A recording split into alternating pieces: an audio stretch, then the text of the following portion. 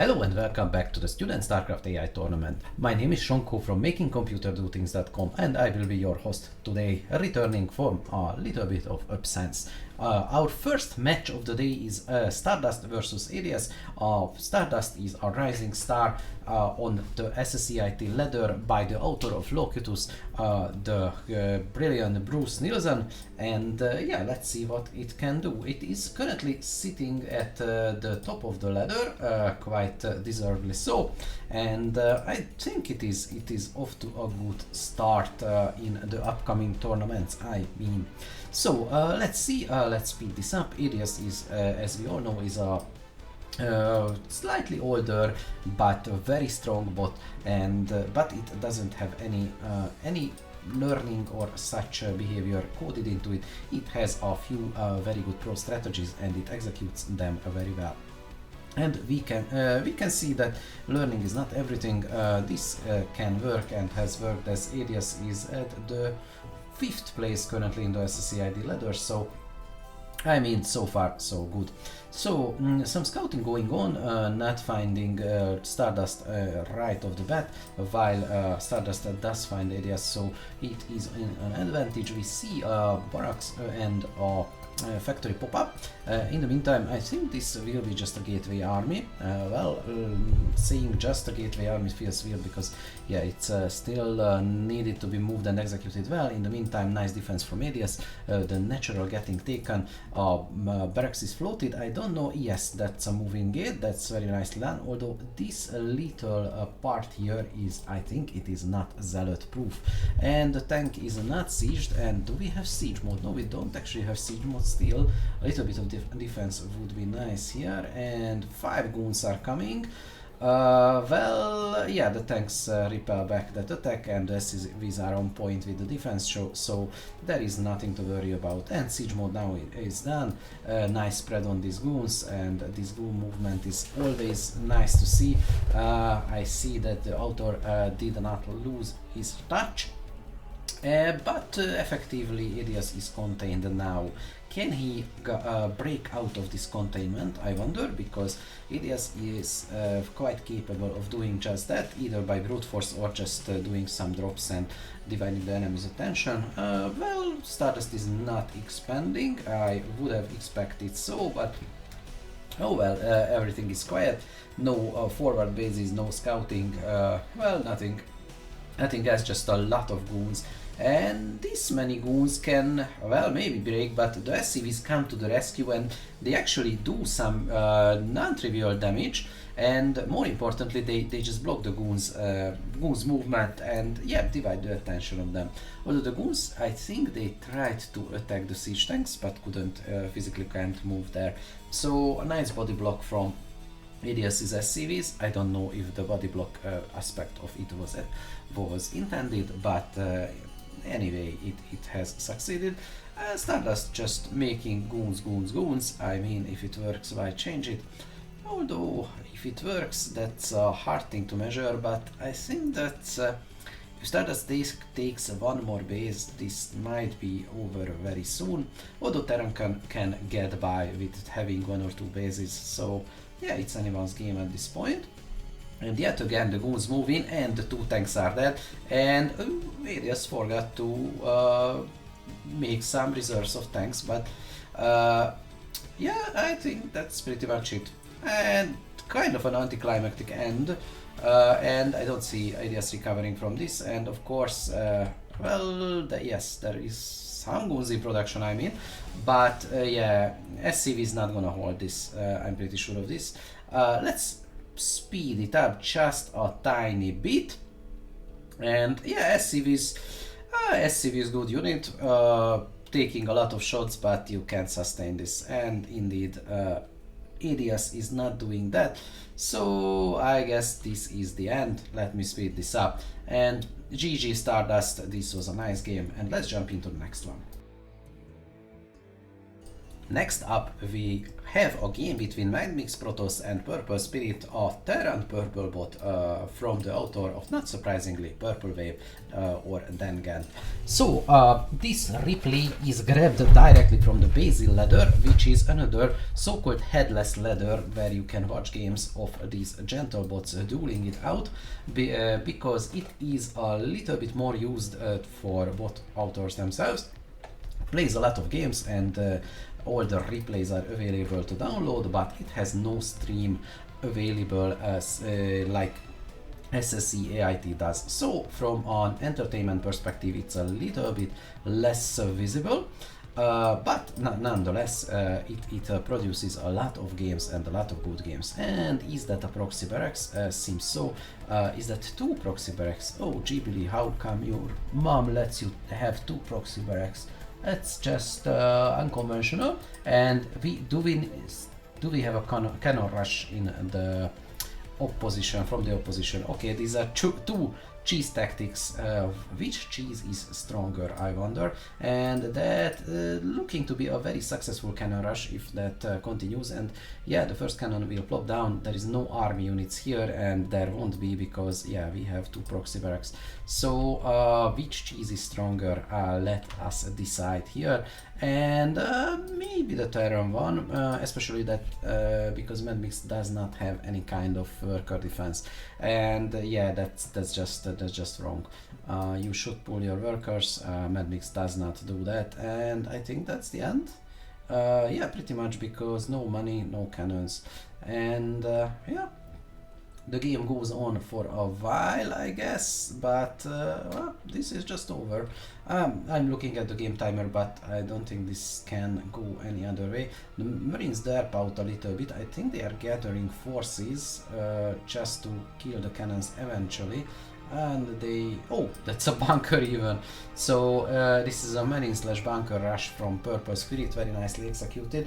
And a cannon rush from Madmix, which is, well, kind of nicely executed as well, but if you forget to defend your own base, yeah, you're gonna have a bad time. And this is going on for 8 minutes in real time now.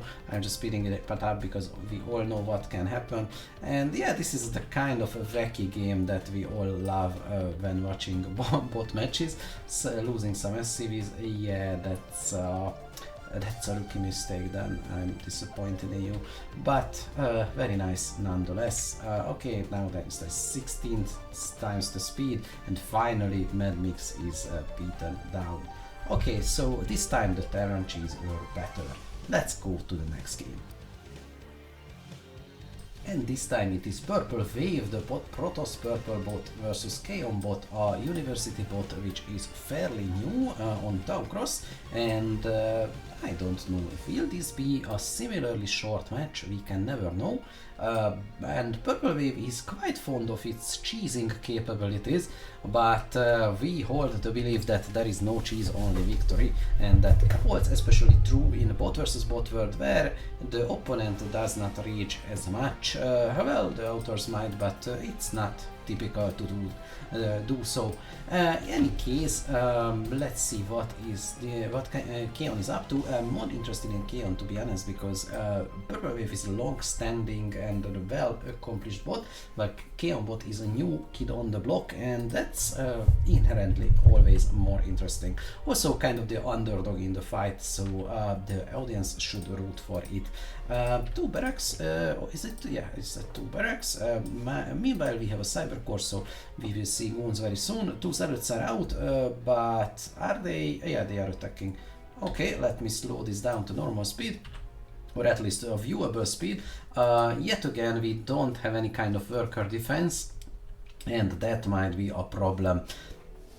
But we do have some Marines to defend here. So Kaon is not entirely hopeless here, and building up some infantry buildings. I think this is a hard-coded bio build. Purple Wave, well, slow zealots will not gonna accomplish that much, but still the very nice prioritization of targets, and I think Keon does not have that, because the weaker zealot could have been blasted down a little bit earlier, but it is what it is, and yeah, the zealots just well, bugger off, I guess. A little bit too late, this zealot is dying, and the first goon is out. In the meantime, natural is just coming up a little bit later. Well, later compared to what you might ask, because no natural for Keon, and yeah, this is a well-timed push. This one marine, I don't know what it was doing. Maybe just rallying to some arbitrary point in the map. As all rally points are arbitrary if you really think about it, man. But yeah, that goon is very effective here. But one goon will not win the match, so more are streaming in, about 2 more I see. Purple Wave nicely building up the SimCity. We see even robotics, so I don't think Keon can get out of this. Clearly this build is hard-coded, or very likely hard-coded, because it just does not care about the placement. Yet again, Keon is a university bot, so as far as I know, so we shouldn't expect too much. But yeah, it's okay. I don't know when it was updated last time. Well, I let this speed up a little bit and let it play out. I don't think there is anything to add. This is purely won by macro from Purple Wave's side at this point, I believe. I'm just waiting for some miracle to happen, but I don't think that anything will. In this matter, both games are a little bit more predictable. That is only true, of course, if you know the players themselves, but bots are very good at making the same mistakes over and over again, and not adapting and not fixing something some trivial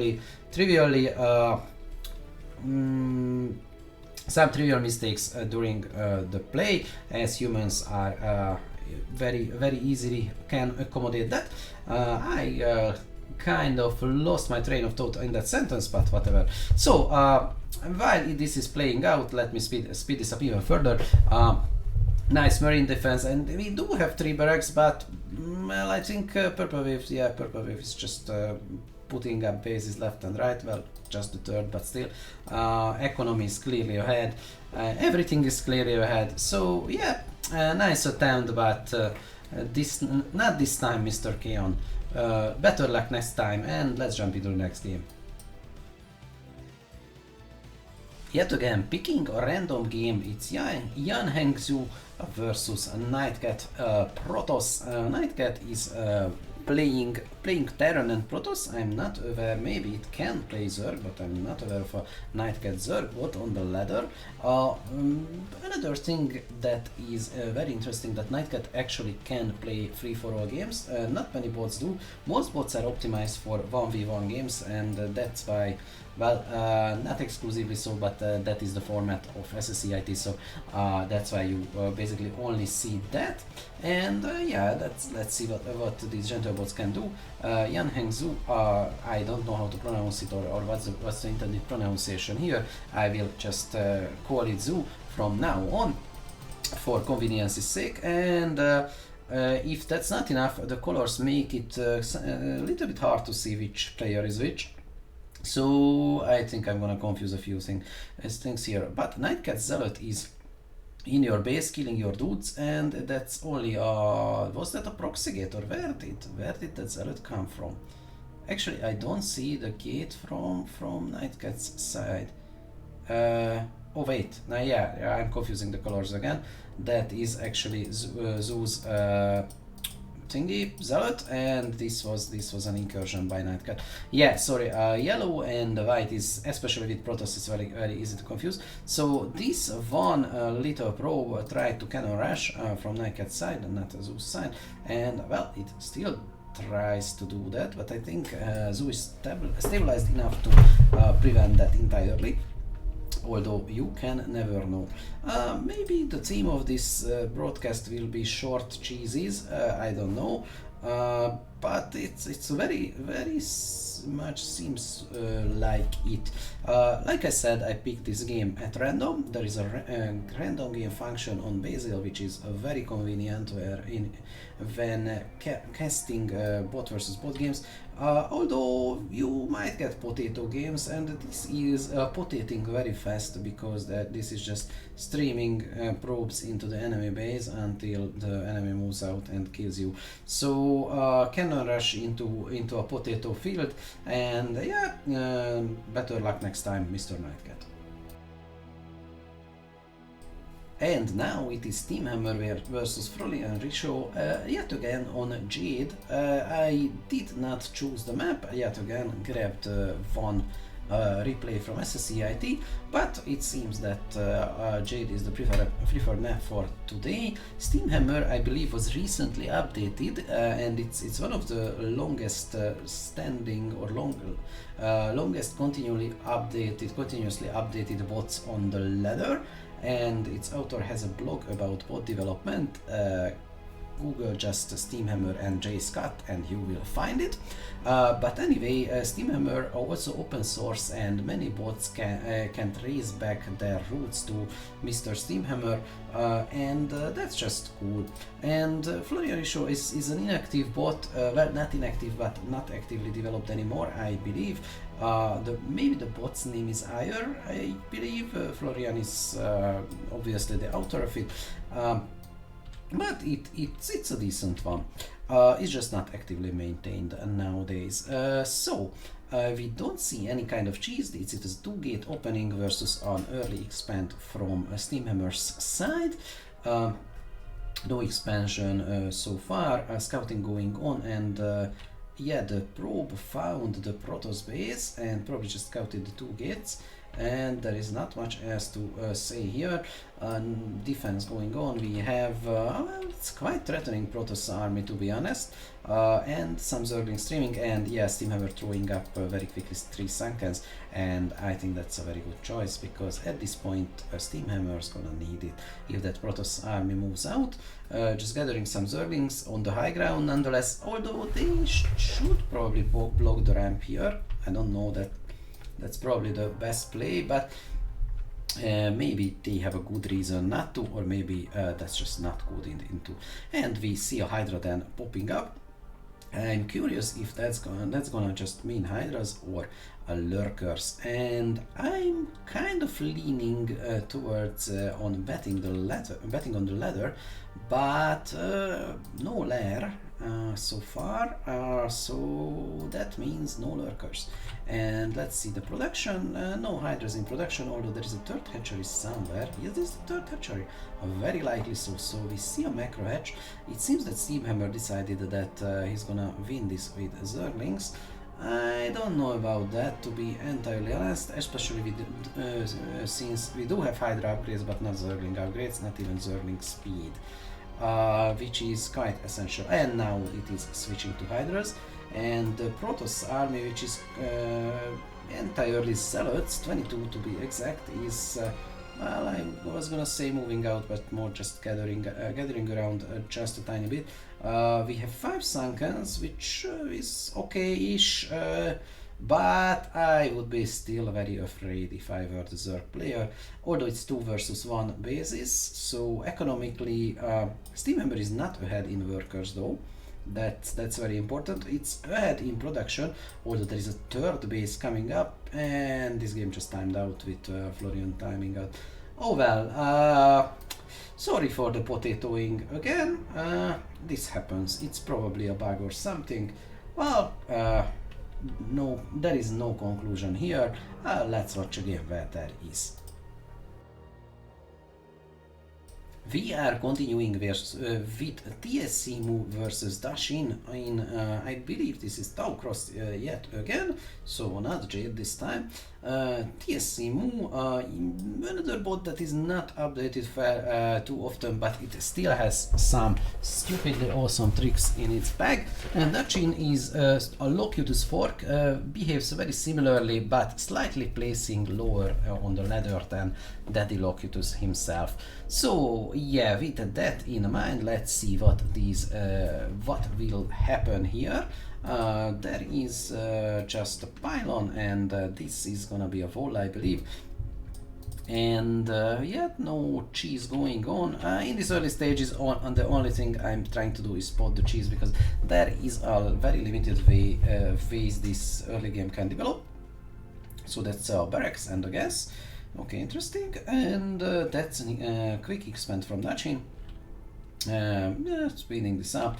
Both players choosing to build up the economy, at least somewhat. No, I didn't even see a scout from Dachin, to be honest. There is a scout from TSC Mu. But yeah, that's about it. 2 versus 1 base doesn't matter too much just yet. Especially because TSCMU has more workers. Oh, there is an idle worker. That worker was just probably waiting for the resources to arrive, and that is something that bots do or can do very well, is just going there with the worker and basically not waiting too much before building a building. And I think this might be the quickest way to actually build your buildings, but there is something to be said about lost mining time, although there is probably like 1 cycle of mining time lost. So yeah, if you want to get your buildings built up as fast as possible, this is the way to go. We see some vultures mining up the entrance and probing in. Not doing much. This goon is avoiding the spider mines, and the vultures can't really damage a goon, so there is nothing serious going on. Interesting mines placement. I think these mines will not accomplish much, at least not in the near future. And this is not a contained. You only have 2 vultures. That's not enough to accomplish that. 3. Still not enough to accomplish that, although the zealots can be kited into oblivion with them. And now we see a natural base, and we have 1 tank, although I don't see a siege mode researched, and for some reason 2 Goliaths, although I don't see any area. Oh, there is a Stargate. So probably TSCMU scouted the Stargate. That's a carrier.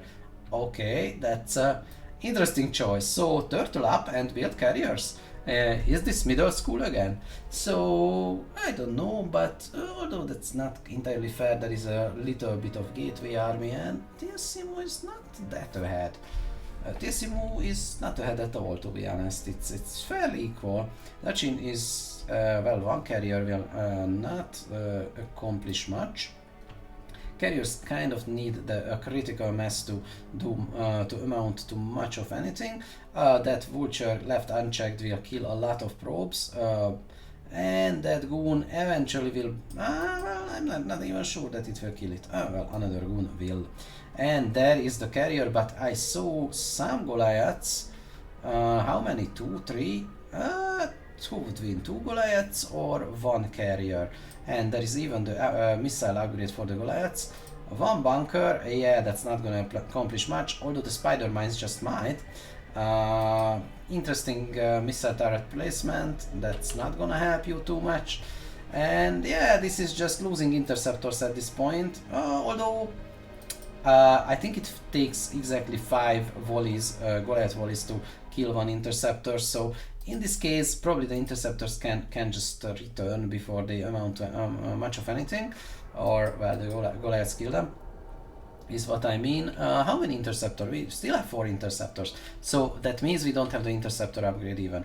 This 1 carrier, it's a very weird choice, and at this point the Goliaths clearly should just target the carrier itself. And eventually they do that, but after killing all the interceptors. Yeah, this is an interesting little minigame going on here, but let's not ignore the fact that Dachin is taking a 4th base, and that's gonna be a lot. TSCMU is effectively contained here, although the carrier is beaten back for now. The goons are not. The first siege tank is out, first few siege tanks I should say, but siege mode is just recently done, and yeah, there is a breather, but the economy is clearly on Dachin's side, and Dachin is just crazy.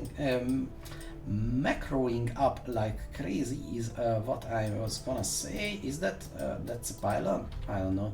That's a weird pylon placement, but in any case, yeah, this is an effective contain, and I think TSC move cannot keep up with the economy.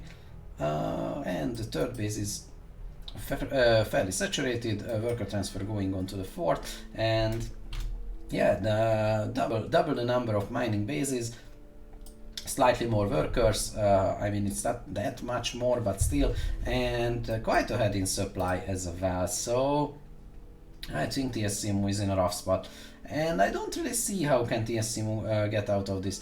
TSCMU seems to build like very many different things. I don't know what the starport is for, maybe for a cloaked wraith or something, as TSCMU likes to do wacky stuff, but just a well-prepared gateway army can roll this up.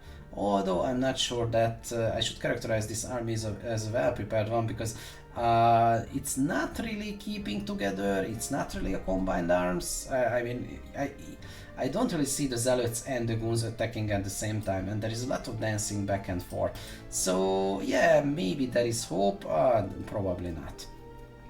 Eventually the gateway army and the dead ball will grow big enough to roll this base up, and indeed that is what I'm waiting for. And now the zealots are at the gates. Now the Goliaths, people tend to forget that Goliaths are not that bad against ground units. They are not the best choice, of course, but they can hold on themselves. Now there is even an arbiter. Yeah, Dachin is just showing up, how does it called, is just showboating or showing off at this point. Sorry, my brain had an error. So yeah, showing off at this point. A science facility built in this area. Yeah, surely that's the best place of it. Who am I to doubt that? And yeah, let's speed this up. Eventually TSCMU, I don't know about, I don't really get what TSCMU was attempting, to be honest. I mean, this could have gone another way. TSCMU had the economy and the army at one point, at multiple points in time, where he could have just moved out. But I think TSCMU is more interested in doing some wacky stuff than actually caring about winning. So yeah, make of that what you will, and that was nonetheless an interesting game. Meanwhile, on Heartbreak Reach, it is Styx-Zerg versus Wilbot. Wilbot is a turn bot, as you might see. Another steady participant, a solid mid-range bot, not always in the top, but still steadily performing. Styx is well, pretty much the same. And Styx is made by Bitekeeper, the author of the Basil Ladder, coincidentally where I grabbed this replay from. So this is a two-player map with this very narrow choke points. So it always produces some interesting plays around these areas, and I see the first 6 links. Is this just a 4 pool or something? Very likely. Okay, disregard that. This will be over probably very shortly, and yeah, that's the beauty of random games or ugliness, or however you want to characterize it. But you never know what you're gonna get, like Forrest Gump and the box of chocolates, I guess. And Wilbot is just turtling up, and I think that's a good choice. And the time for a Zergling Rush is, well, the window when you can do that effectively is closing very fast. And I don't think that Styx can break this at this point. And Wilbot is just turtles all the way. How many? Oh, we only have 3 Marines. That might be a problem. 2 more in production, but I think that's yeah, should have been a little bit more. And yeah, Styx is not changing the tactic, it's just Zerglings all the way. I very curious how long this will go on, as Styx is clearly not interested in engaging, neither does Wilbot. It is quite understandable from Wilbot's side, to be honest. And a fire bat and a medic. Oh, let's slow this down. Now we have some attack, well, exactly one marine, but this is a good combination. Fire bats are very good against massed Zerglings, and eventually they will come to blows. But when? And yeah, there are timeouts in place for a reason. Bots have infinite patience, and yeah, they will go on and they will just do the same less than optimal thing over and over again, and just if some condition is not true, they will not engage, and clearly whatever condition could cause these Zerglings to engage is not flipping to true. Likewise with the Terran army, and they even run a little bit. I think that was very unnecessary. Okay, Mr. Wilbot, what's the plan here? Now we even have a tank. And now there is some move out. The fire bats seems to have some problems with engaging. I saw one fire bat firing, but yeah, this is weird. But taking the natural is a good move, and just Zerglings all the way. 3 workers versus 32. Yeah, I don't know what's about this. Well, potato games are potato, and that's all I can say about this. And it's weird, yeah, the tanks actually don't have vision of this area, but I think they have range. So 1 or 2 floating buildings could very well help with that. But Wilbot is not the one who is utilizing just that. Every now and then one marine goes out. I think he's just thinking, okay, I had enough of this sitting around. I'm gonna go there and give them a piece of my mind. But that's what ends up happening is 10 million Zerglings just rip that one overconfident marine apart. And I'm finding this very hard to commentate in any kind of interesting fashion, although it's up to debate if I ever do that. But yeah, this is not much happening here, except for very loud unsieging and sieging. And this game might just time out if this continues, but no, the tanks eventually, and the flying starport is doing something, that's new. The tanks eventually move forward like 2 meters or something, and yeah, the bio army is finally moving out. Oh, we missed the big engagement. I don't usually do this, but I'm gonna roll this back and miss and just watch the quite possibly the only engagement that will happen here. And yeah, that is very anticlimactic. The Zerglings are quite hesitant. Oh, those fire bats are performing very well, but ultimately they are blasted down. Oh no, the Terran army is actually melting. Where are the tanks? Defending the natural, I guess. Okay, what was that? Yeah, that flying starport is... I don't know what's it about. This game is all sorts of wacky, and eventually the bio army, which is replenished now, will just move in, and yeah, 3 workers can't keep up with 51. Surprise, surprise. And yet again a very potato, but in its own way very interesting game. GG, and let's have something else. Up next, it's Ironbot versus Xiaoyi. And COG 2019. COG is the Conference of Games tournament between bots. It is held at a Korean university, and I believe that it is going on in 2020 as well. But that's just some additional information. Let's see what Xiaoyi will do here. Well, and Ironbot also an old contender, very good bot, and also a successor of some more successful ones, like how Ben is. Well, at this point it's very divergent from Ironbot, but still it is a prodigy, or well, I don't know how to characterize it, a spawn of Ironbot, and a fork of it. But nowadays you cannot really spot that. So I don't know much about Xiaoyi. Let's see how it performs. Pretty similar builds, factory and the barracks. Oh wait, yeah, that's I thought miss the factory here, but no. Putting one bunker at the natural, and yeah, even the units are quite similar. One vulture versus two vultures and the marine. Similar enough. Well, of course, both players are Terrans, so they are similar, but you know what I mean.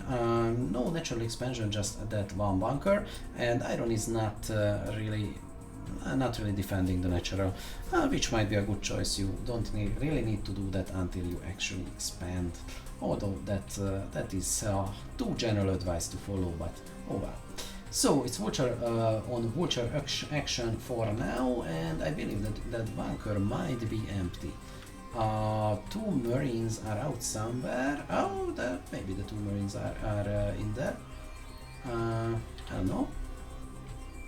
But oh no, one marine is moving out and consequently dying very fast, and the contain is going on. Ironbond is quite good at that, and even some repairs from the vultures. You don't really see that often. Vultures are cheap, and yeah, just repairing them is too much hassle, I guess. Although it's still cheaper than making a new vulture, but yeah, usually it's not really a problem. And yeah, and this bunker is for marines to use it, I believe. So dear marines, don't go out and use the bunker for its intended purpose. And there is indeed marines in that bunker, because I saw it firing, and now there is a raid for some reason. Although I don't really can't really imagine the use case for that particular raid. And we don't really have any anti-air, not even marines. We definitely don't have missile turrets, and I don't see the engineering base, so there is not a possibility to make one, at least not on short notice. This raid could do a lot of harassment, but instead it just lingers around here like an idiot. And oh well, it did get one laser shot in, but come on, you can do better. And now it finds an SCV to harass, and yeah, that's exactly what you should do. One marine is coming out. Will that one raid get shut down? No, it is not, because the marine just ignores it. And now even yeah, even though there were some... Why are you not in the bunker, Mr. Marine? I believe these vultures are very much in range, but no. I think Xiaoyi is just derping out in a lot of small details, not filling the bunkers. This mine placement is just nonsensical, and in general Ironbot is quite ahead. No significant resistance, and yeah, yet again I'm finding this a little bit hard to comment it, because I mean, units come out, units die, and that's pretty much it what Xiaoyi is doing, not doing any wacky stuff. This is probably hard-coded build order, and not having quite enough resources or attention to execute it. It just doesn't do anything interesting. Meanwhile, Ironbot nicely expanding and saturating this base, and another SCV is moving out. Maybe that will be another expansion. I don't know, very well, very likely, although I don't know, this is probably unnecessary, or that's just a repairing SCV. Oh, now the game is changing, as Xiaoyi has some tanks of its own, and those tanks have siege mode. Although now the raids can actually do some damage, because there is still no anti-air. Oh, that worker transfer, yeah, I mean, the natural is defended, so you can do that, and it is really hard to see. Oh, if I box them, then I can see which mine belongs to who. So this is the line where Ironbot's mine begin, and nice concave of the tanks, but no anti-air, and no engineering bay. So will this be just a case of the raids here? The raids are cloaking quite unnecessarily, so basically depopulating the main mineral line, and there is still no anti-air, although there is an armory, so you might as well just make a Goliath. So no, that's not what's happening. What's happening is a lot of SCVs dying because of the raids. So yeah, that happens. So Xiaoyi having some flaws in its strategy, and these nice worker transfer, and I think these worker transfers might be caused by just the mineral line being threatened. No, actually they are not. Yeah, that would have been a cool logic, but no. I think this is just transferring workers from the expansion when it's oversaturated. Although that is a nice thought, and I'd like to commend Xiaoyi on that, because worker transfer is usually done by your main base to your expansion, but there is no reason why you couldn't do it in the other direction if need be. And indeed, this is what's happening. Although I can't really keep up. These two command centers are putting out SCVs day and night, but the raid count is growing, but it doesn't even need to grow, to be honest. It just needs to keep steady and putting a very serious drain on Xiaoyi's economy. Although Ironbot is not doing much himself, well, expanding.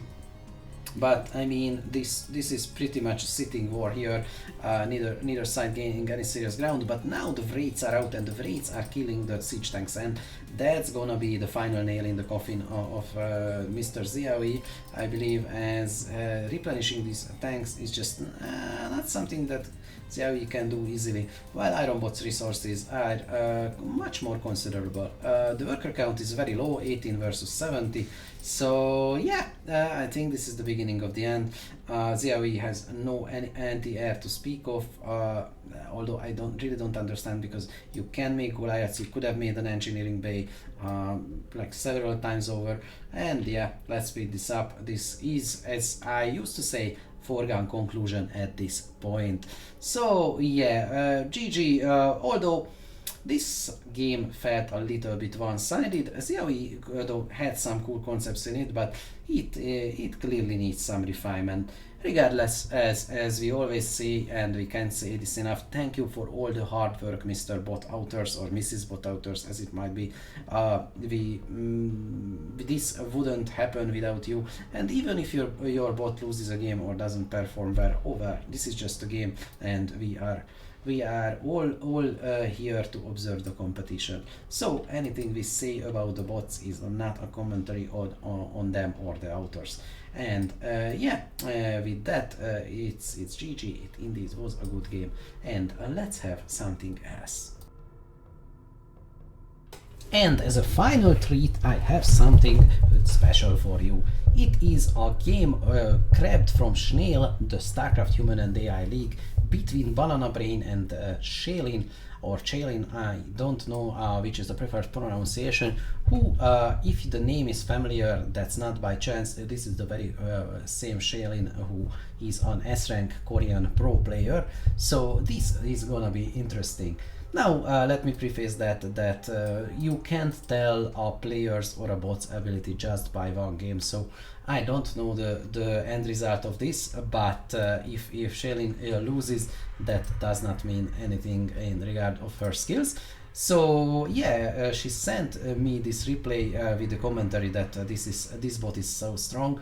So let's see how strong Banana Brain really is. So the Zerg player in the yellow is Shailin herself, and Banana Brain is, well, Banana Brain himself, I guess, the blue Protoss.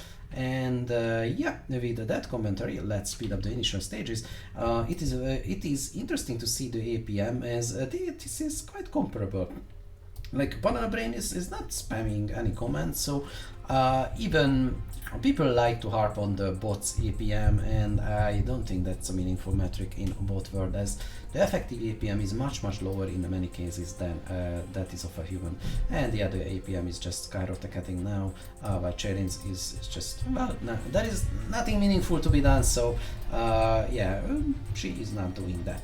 So that's an expansion at the natural, and that's a quick third expansion, a little bit of a greedy opening, but I guess we have scouting here, so that is something that Chailin can afford. So I'm gonna play this in a little bit of slower speed, one times or maximum 2 times speed, because as this is tailored to a human attention span, it is quite worthwhile to watch just that. So And like I said, this is grabbed from the Snail launcher. You might have seen the cutscenes between the games. You can check it out at snail.com, that SCHNEIL.com.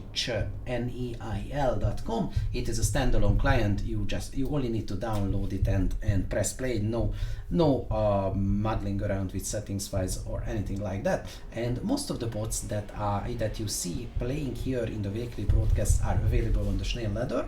And yeah, it is a client for man versus machine matches, and this game was played using it.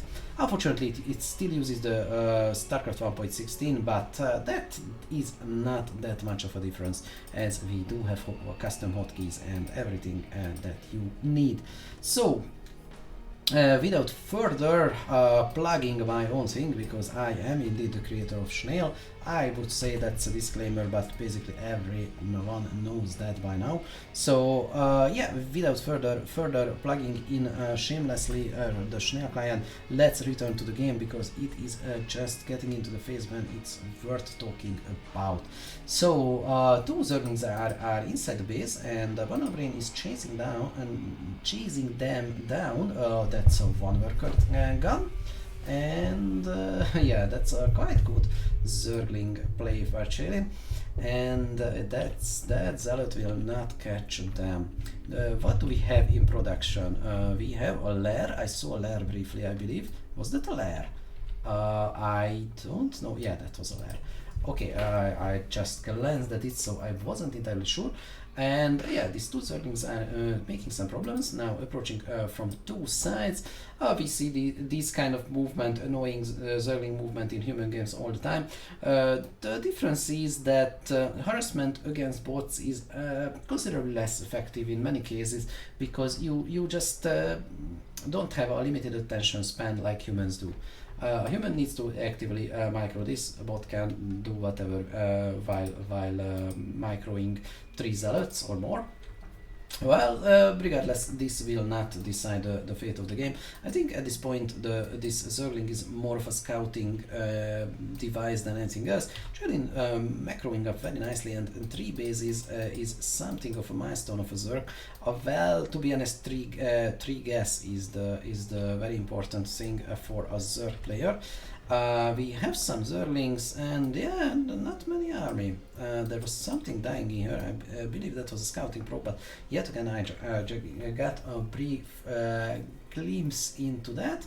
That Overlord is dead, and we see some skirmish in the middle of the map. Nice concave. Oh no, that's not a concave. That's a spread and a surround. One of these days I will use the correct word in the first try, but that was a nice surround. But yeah, Chenin very well prioritizing the targets and killing the goon, and another great surround. And yeah, this engagement is going in favor of Chenin. Although that one zealot is not escaping. Okay, that's still kind of a skirmish. Banner Brain is ahead in workers. Let's not forget that fact. And there's this wall thingy, SimCity, 2 cannons here, 2 cannons here, pretty safe, especially we have literally 1 Zergling from Chelin's side. Chelin's stacking up, I see. Yeah, 1 Mutalisk, I'm not sure about that with all the cannons. I think the cannons were brought up after the scouting Zergling, or the Zergling in Banana Brain's base died. And oh, that's an interesting development. That goon is just choosing not to engage, and Cherin is capitalizing on that. So yeah, that goon is dead. Nice pick-off, and Banana Brain is just chilling and taking up. What are we building? Robotics and another gateway. In the meantime, we have Sunken and Cycle of Workers. And yeah, I think that's a good point to pick some workers. And now the Mutalisk harassment can go on. This can be very much a deciding factor. And will Chenin go for the natural? Yes, she will. So yeah, that will cause some economic disadvantage to Banana Brain. Although the goons are close by and the main is defended by cannons, so the opportunity is very limited. So is that another? Is it a pylon or another tech building? That's observatory. Interesting. We do not have a Stargate yet, so no Corsairs or no flying units yet. Why observatory? Okay, that's interesting choice, but I think there are better things to pick that. But Banana Brain probably knows better what is he doing. So yeah, third base in this not very defensive position. These two ramp bases are notoriously hard to hold. Banana Brain still choosing to pick one of them, and the worker count is pretty much equal. Chilling is a little bit supply blocked. I don't know how planned is that. Oh, I missed a little bit of engagement here. Some utilities are dying, and a lot of sanctions are throwing up, and Chilling is indeed on the defensive now. I think that's that turned out very quickly. I think overcommitting on Mutalisks was not a very good investment here, because Banana Brain's bases are just defended well, and there were goons close by. So okay, these Mutalisks are kind of a sunk cost now, and I'm very curious if Chenin will switch to something else. Well, not at this point. Just some Sunkens or creep colonies, but I assume nice Sim City here as well, some macro hatch here. So yeah, this is far from over. This is I feel that Chenin is trying to a little bit turtle or build up her forces. Making Scourge. Oh, and there is a Corsair. I missed the StarCAIT building. So the StarCAIT is here. A lot of things going on, even though this is just 1 times the speed. So one Corsair just going around the map and picking off stray overlords, and you shouldn't have stray overlords then. And I think there was another a little bit in this area, but I don't. That might be just a bad memory from me. Nice waiting pattern here and or whatever, and picking up some workers. Very nicely done. There is no cannon coverage. There is only one Corsair, and one Corsair these Mutalisk army can take, although they are choosing not to for some reason. Although 8 Mutalisk versus one Corsair, I think they can pick it off. Although the AoE damage the AoE damage will be painful. I think Chenin is just focusing her attention onto this place in the map. Yeah, this is quite a sizable goon force, and there is no ground army from Chenin. That's very important. Well, that's gonna change very soon. But there is no ground army just now, and especially important that the ground army is not here. Now they are arriving, and they will beat back this goon force. So that's quite good. Sending your Mutalisks forward, I don't know if that was intentional or not, but maybe not the best choice here. And Jaylin yet again on the offensive. Or at least stabilizing, but Banana Brain's goon count is not decreasing that fast. And yeah, taking a look at the production tab might reveal why that is. I think Banana Brain is just far ahead economically at this point. 4 bases, although just only 3 are mining, and Chenin has 3 mining bases. But somehow Banana Brain seems a bit more stable. I don't know how to explain it. It's not an exact science, man, but yeah. Banana Brain is constantly keeping up the pressure. Chenin is seemingly just trying to gather something together, gather a sizable Zerg army. And this is just a tug of war. Neither side will gain any serious ground at this phase. Now the Hydralisks are pushing out, but that's a very nice concave, and this push will just falter, and it does. So yeah, yet more Mutalisks. I don't think that's the best choice here, or what's the reasoning behind. And yeah, Chenin is starting to get behind. Clearly more workers from Banana Brain. Let's see the production tab, more gateways, just more of everything. And you can clearly see that this game is not about APM. I don't think that APM entered into the equation that much. Banana Brain had 20,000 APM, but the plays Banana Brain are employing are very easily can be done by a human, I believe. This is not something you can do as a human. The only thing that tipped the scales a little bit is in Excellent Goon Micro, but well, just as I said, Excellent Goon Micro 1 just derped out, so I think that cancels out somewhat. But the game is not over. I hear a Corsair blurping or welding or whatever it does. And yeah, Corsair versus Mutalisk fight. How many Corsairs do we have? Well, here probably just one. Otherwise, oh no, we don't have Corsairs at all. I see a river somewhere. Produced. Oh, there is the river. Here is the river. Where is the river? And that river just crawling along. And yeah, even though there is only one Corsair at a time, with the AoE damage, that will be a very damaging one and a costly one to kill for Chelin. But now the Hydraulics force is yet again on the offensive, and Chelin is targeting the expansion. Can she do that? I mean, the pressure is not letting up. Yeah, actually the Protoss army seems just stronger at this point. Maybe splitting the forces, kiting the realizing that the Protoss army can be kited and just sniping this base, very nicely done. And yeah, it is my feeling that Chelin is just reacting faster to the changes in the tactical situation and making very good snap decisions. On the other hand, Banana Brain is just better at macro at this point. I think that's just something that happens, and this is like I said, this is just one match. Don't make any serious conclusions from one match. Let me say this: if you send us replays of your man versus machine matches, we will try our best to represent them in a neutral light and not be biased.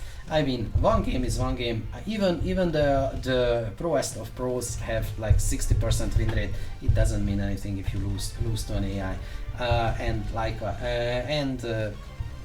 The opposite is quite true as well. And I think that might be something that is happening here as storming of the nothing. Maybe there was a lurker there at some point. That river getting in some nasty hits. Dark Templars and Zealots are just everywhere, and I think this many Overlords was just a snap push of the spawn Overlord button. So Chelin is clearly getting a little bit. I don't want to use the word desperate because dice storm drop. Yeah, and Banana Brain is everywhere.